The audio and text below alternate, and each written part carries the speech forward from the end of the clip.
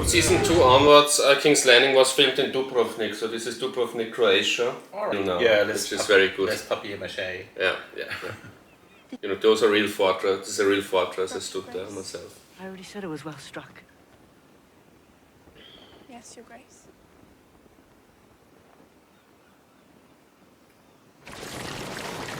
And my girlfriend and me, Arno and me, we were in Dubrovnik during when they filmed it. Yeah. So the whole town, the whole old town basically was a film set. You know, it was really cool to see all those, you know, film set things standing around. And really cool.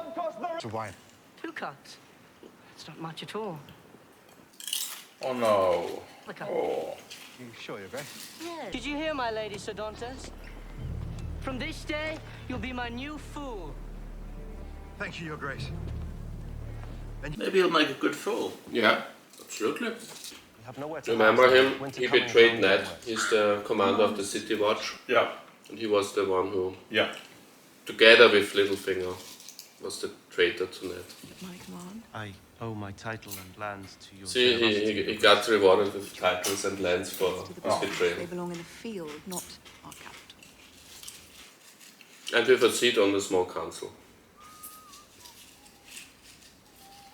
And he just returned from where he saw him last Won't it up? season. More ravishing than ever, good sister. What a grease we've got. Forgive the interruption. Carry on.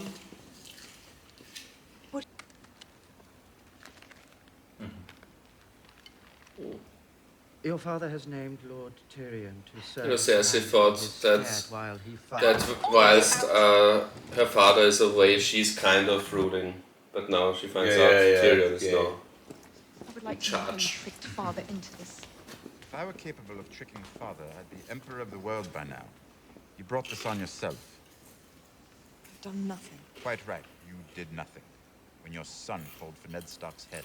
Now the entire North has risen up against us. I tried to stop it. Did you? You failed. That bit of theater will haunt our family for a generation.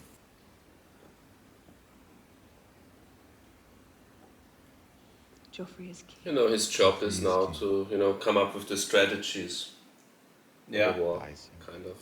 And if the king listens to what I say, the king might just get his Uncle Jaime back. How? You love your children. It's your one redeeming quality. That and your cheekbones. I remember seeing them put up a new tower at Torrance Square in a summer. Well, he's not going to die, is he? Oh no. Oh no. Everyone is going to die By eventually. drunk children. Even you and me. Is that right? It's not his will. No, he has to rule Winterfell now. Maybe not, my lord. He's basically in the same position as Tyrion, only Winterfell. Yeah. Your liege lord. Do you remember your vows, son? Both, you know, Tyrion and Bran are both very unlikely. They would have never expected to be in this Will that be position. sufficient to repair your walls? So very strange circumstances. I believe it will. It's a strange sound. Foreboding music. Yeah, from season 2 onwards it gets more mystical, more esoteric, more magical. Those are the kind of scenes that book readers really like. They're far too few and in between, but book readers really like the esoteric stuff. You know, we learned in the last episode of the last season that he probably has the gift of vision, of foresight. Yeah. That he is kind of, you know, prophecy kind of Boil this stuff. for an hour. That he's dreaming. Drink the tea. His brother as Makes all well. your pain go away. Don't have any pain. You don't have any tea. Lucky for you. Tea. Yeah. She calls it tea. It's bloody covered. Meanwhile, in the land of the dragons. Now they're very, very east. This is very southeast. More southeast than most people in Westeros ever have been, you know. There's a mountain range, and behind that mountain range there are really countries that almost no one knows much about. There's only one city next to here that's called Carth, but the rest is wasteland He said they meet and very unexplored. what kind of meat. But they have to go this way because in the other direction that of the realm of the Dothraki is, and you know they would immediately kill her. Oh, okay.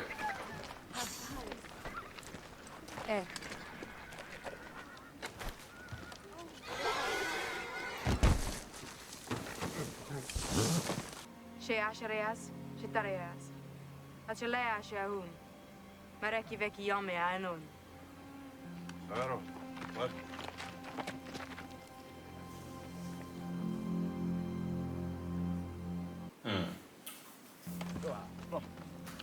Rakara. Atchalika Ami Sakoi. أنا بقول إنك شافك جهد.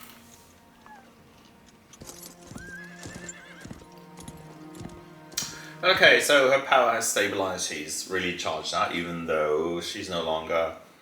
Well, she's in charge The of those 20 wife. people She's- or whatever this is. Yeah, well. Most of them are the freed people from the land, yeah. land people, so it's not really fighters or just women and kids and those free riders. Yeah, Plus so her. it's just a splinter group, you reckon? So it's really, she's really on a low, one could say. She's on a low. And she's about to starve. And, Yeah, which is not nice, but now we're north of the wall, finally. that's kind of thing she might have consolidated her power. I mean, she's There isn't really much power she has now. She's really on her, that's her lowest point in a way. She's about to die, you know. Now we're north of the wall, Iceland. Yeah. Sledge. You offered me a ride. Just wanted you to shut up about your damn blisters. And now we meet our first wildling north of the wall, but he's an ally of the Night's Watch. So even among the wildlings, you know, the humans north of the wall, there are people, you know, who trade with the Night's Watch. They're not like they're all enemies. It's just there's all kind of people. Are those girls? Froster's daughters. I haven't seen a girl in 6 months. I'd keep on not seeing them if I were you. And on it goes. That's how the wildlings live. They don't have cities. They're just like huts here and there in the woods. I mean, in the books there's talk of like little towns of wildlings, but it's not really like an organized society. What happens to the boys? It's really out in the wild. He marries his daughters. What does he do with his sons? Fangs. People make all That's sorts Craster from the wildlings. Ben's It's a wildling. Stark. 3 years. Yeah. I haven't missed him. Always treated me. You know, he trades with the Night's Watch, gives them information, and in return they don't prosecute him. Yeah. And he kills his sons or what? Is that the thing? Spoiler. You're prettier than I daughters. You got a nice wet twat between your legs. What's your name? You know, they have to be nice to him, although he's such an asshole, because they need him. The Night's Watch needs people like him, All you lot from allies south who of give the them wall. information. Yeah. But now you're in the north. The real north. Lad meant no harm. Catch that pretty little bastard talking to my daughters. No one will talk to your daughters. You have my word. Now, sit down and shut your mouth. Join up with Mance Raider. Your old friend. Mance Raider used to be from the Night's Watch, deserted to the north, and is now kind of the king beyond the wall. He tries to unite all the wildlings into an army. Right. Yeah. Now he's king beyond the wall.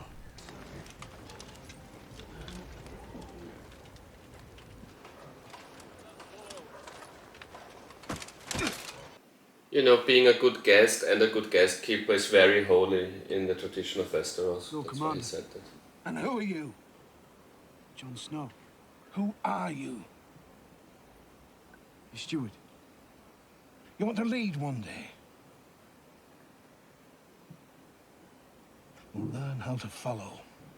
Dragonstone. In one of the previous episodes it was mentioned and you said this sounds very lame. This is a very lame name for a place. Now this is Dragonstone. The lame place. Oh, yeah. The island. Where... And it's no spoiler because they mentioned it in this episode. Dragonstone is the place where Stannis Baratheon resides. So now we meet Stannis Baratheon, who was talked about. For the night is dark and full of The terror. older brother of Robert. And the legitimate king, if you believe that Joffrey is not the legitimate son. After the long summer, darkness will fall heavy on the world. And now we also meet a new religion, a religion that we haven't yet in the show. It's a kind of fire religion now. Not now. And the dead shall rise in the north. Yeah, if I compare it with real religions, it's a bit of a cross between the Zoroastrian religion and a bit Lucifer kind of stuff also in it. It's one of the coolest religions in this show and the books. And she's a priestess of this religion. It's a very foreign religion. It's not a religion that's normal in Westeros. It's a religion of Essos, East Essos. And she's from Ashai, which is one of the most eastern. Well, it's the most eastern place in the known world. Before, yeah. So this is very exotic for them, and the religion is very exotic. And those people are kind of shocked that Stannis, neglects his own religion for this religion. Stannis the Menace, as the fandom calls him. Your sword awaits you. One of the most beloved book characters. Although I don't particularly like him in the books, it's not one of my favorites, but in the fandom he's very popular.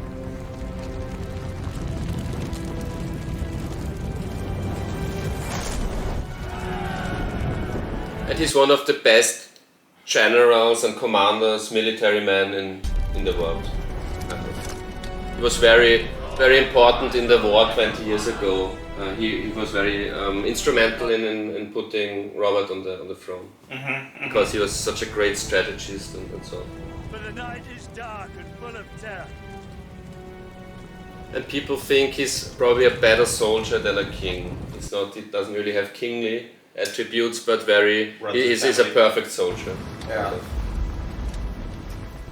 He's a no-nonsense guy.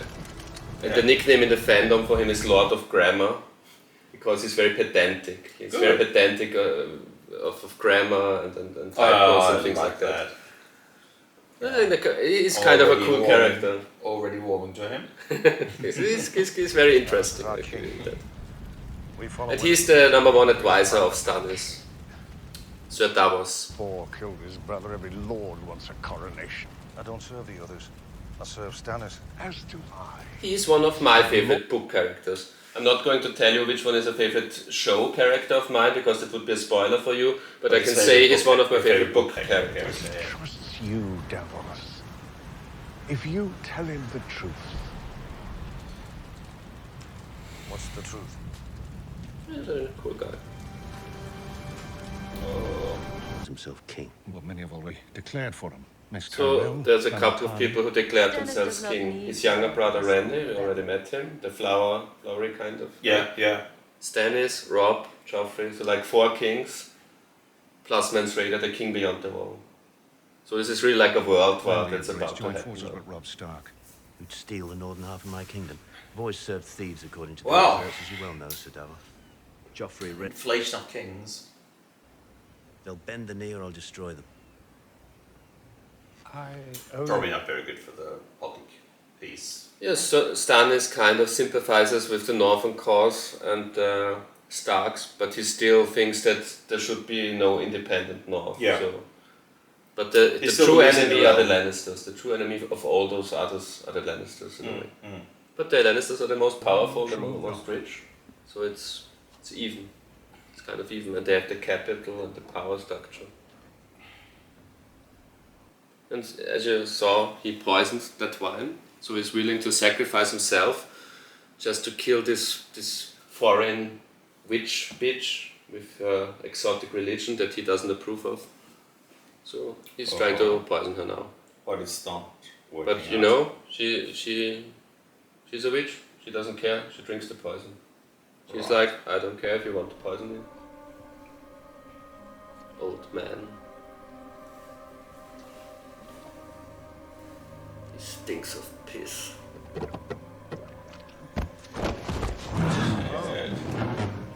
The night is dark and full of terrors, old man.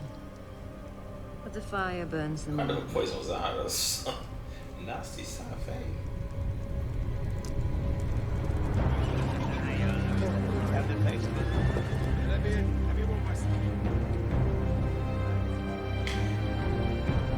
What do we see? King in the north. I keep expecting you to leave me one castle or another for safekeeping, but you drag me along from camp to camp. Have you grown fond of me, Stark? Is that it? Jamie looks cooler and cooler with each episode, with each season. You know, in the first scene of season 1, he looked like Prince Charming, you know, and then now he's really like a cool rock star. Release my son, you'll be rich beyond your dreams. Refuse, and your house will be destroyed, root and stem. You don't trust the loyalty of the men following you into battle. I'm sending one of your cousins down to King's Landing with my peace terms. You think my father's going to negotiate with you? You don't know. But how does he know this little brother got pushed out the window? It's just assuming that. Well, that was in season 1 already. Caitlin, his mother, found it out. Yeah, sure. No, not really. Well, she put 1 and 1 together. Yeah, she put 1 It's and 1 really, together. really obvious. And of course, they want to see the things the way they want to see them, because it's war. This is also what George Martin really does in the books very masterfully, so that everyone has his perspective and everyone is right from his perspective. So Jamie also thinks, when we learn about Jamie's backstory later, he thinks he's the righteous guy. Right, yeah. That until now we mostly saw it through the lens of the Starks. But it doesn't mean the other sides are, you know, doing evil things just because they're evil. Yeah. This will shift and change, you know. It will be very cleverly done, I think. Tyrion now talks about it, that everyone is a liar, you know. Yeah. And everyone has his own truth. Yeah. He's one of the few who understands that there aren't good and bad people. You know, he's loyal to the cause of the Lannisters because it's his family, but he also sees the other side. That's why he sympathized with Sansa when he met her. Yeah, it's a matter to survive, but that's what it is. That's what it always is for everyone, I guess. Lord Baelish. Even for her. Your Grace. In the long I run. wonder if I might ask you for a favor. Of course, Your Grace. Ned Stark's youngest daughter, Arya. We can't seem to locate her. If she's escaped the capital, Winterfell seems the logical destination. And you can't forget, this was also in the first episode when they were still all together. Tyrion really loves his brother Jaime. He really wants to have him back. Some value. Whoever You finds know, her his will brother use is like her his Lannister best friend in a way also. knowledge is power. Seize him. Cut his throat. Stop. Oh, wait. I've changed my mind. Let him go. Step back 3 paces. Turn around. Close your eyes. Power is power. Do see if you can take some time away from your coins and your whores to locate the Stark girl for me. I would very much appreciate it. That was a pretty cool scene. Yeah. She knows. And from her perspective, she's right. Yeah. I offer your cousins peace if they meet my terms. First, your family must release my sister. So he's a Lannister, that guy that they My captured. father's bones must be returned to us so he may rest beside his brother and sister in the crypts beneath Winterfell.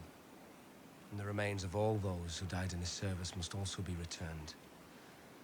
Their families can honor them with proper funerals. An honorable request, Your Grace. Third,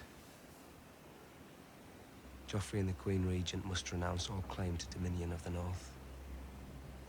From this time to the end of time, we are a free and independent kingdom. The North. The King in the North. Well, that's a bit silly. I like it. It's cool. I think every show needs some catchphrases. There's going to be a couple more. Your These Grace. are my terms. These are my terms. If the Queen Regent and her son meet them, I'll give them peace. If not... He's like the superhero of the show at this point. I will litter the south with Lannister dead. King Joffrey is a Baratheon, Your Grace. Oh, is he? You'll ride at daybreak, Sir Alton. And remember, those are like best friends, although Theon is also captured by the Starks. Yeah. But they're best mates. A word, Your Grace. You don't have to call me Your Grace when no one's around. It's not so bad, once you get used to it. I'm glad someone's gotten used to it. The Lannisters are going to reject your terms, you know. And of course they are. You can fight them in the field as long as you like. But we won't beat them until you take King's Landing. We can't take King's Landing without ships. My father has ships and men who know how to sail. Men who fought my father. Men who fought King Robert to free themselves from the yoke of the South. Just like you're doing now. So new alliances will be forged, it seems. You know, his family are the Vikings in this world, they say that repeatedly, and they need ships, since King's Landing is this harbor. And those guys still have the ships. Balin Greyjoy for an ally. I need his ships, they say he has 200. They say 1 million rats live in the sewers of King's Landing. Shall we rally them to fight for us? Well, it's still kind of being portrayed as a good guy, aren't they? You said it was going to change, but it's still, they're still kind of the good guys, aren't they? It's not. They're still the good guys from their perspective at this point of the story. Yeah. I didn't say it changes immediately. I mean, that would be bad writing if it would happen from one But I mean, situation. right now, from my perspective, who doesn't know anything about... Yeah, they're made out to be the heroes. That's They're also why I said in the previous scene he's the superhero of the story at the moment. Right. He can't do no wrong. He's brilliant strategist, great guy. Yeah. Looks good. Yeah. That's what the show wants us to believe in fairy tales at this point. Yeah. The noble conqueror. Yeah. Noble rebel, you know.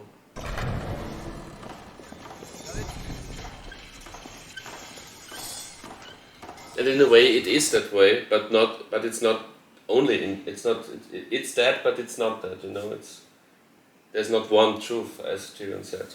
So it's true that they have a good cause, but that doesn't mean that everything will go nicely. It needs a room to match it, not vines and flowers. We can't find Arya Stark.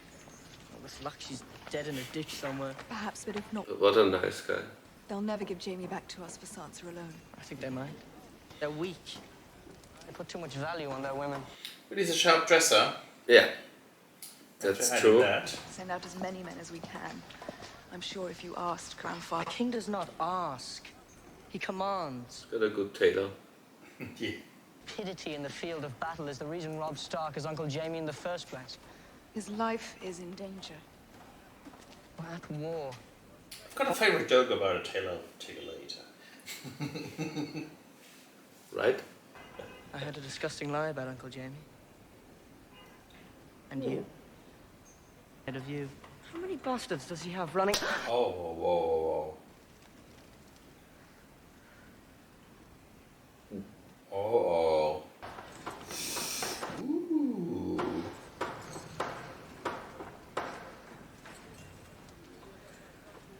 What you just did is punishable by death. You will never do it again. Never.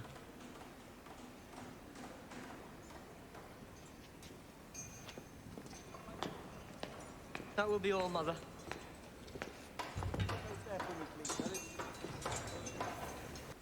She grew up just down the road in Flea Bottom. She's beautiful. She's a dumb slut, really, but lived for every part. I like her. Lived for every part. Lord Commander. Good to see you again. No, remember previous scene, Joffrey asked his mother how many bastards of Robert are still around. Yeah. So this is what this is related to. Aha. This is taken from the Bible, I think. It's, remember, this reminds me of, King Herodes. He did something like that, right? Orders. Whose orders? Kill all the babies. Someone who doesn't care what. Because of this prophecy, I think, didn't he?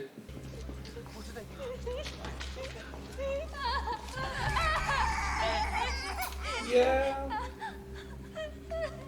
Tried to have Jesus killed. I Supposed think. to, yeah. Maybe supposed to.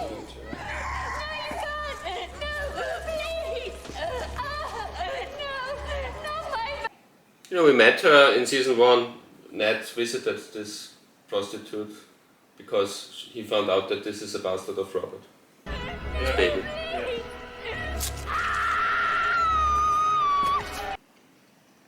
But how do they know who the bastards are? Well, Although because there are they spies, there are investigations. You know, Ned found out, Robert Arryn before found out, people find out. Yeah, but Ned did some serious... Yeah, they did too. Sniveling. They did too. And they also know, I don't want to spoil anything, yeah, that's it. You know, that's how they investigate. They ask the armorer, and the armorer tells them that Gendry is on his way to the Night's Watch. So that's their investigation. You know, there are rumors about certain people maybe. You know, basically police work. Normal or secret service work, or whatever you want to call it. They're on their way north. Yeah, it just seems a bit weird. Ned took so long to find out the identity of that one guy, and now we never learn how much time passes between things. Yeah, that's the start of season 2. I think everything looks more grand now. You know, with Dubrovnik as King's Landing. I think that's really cool. Yeah. And the north looks cool. Yeah, it does. Yep. We'll go on next time. Cool. So, goodbye.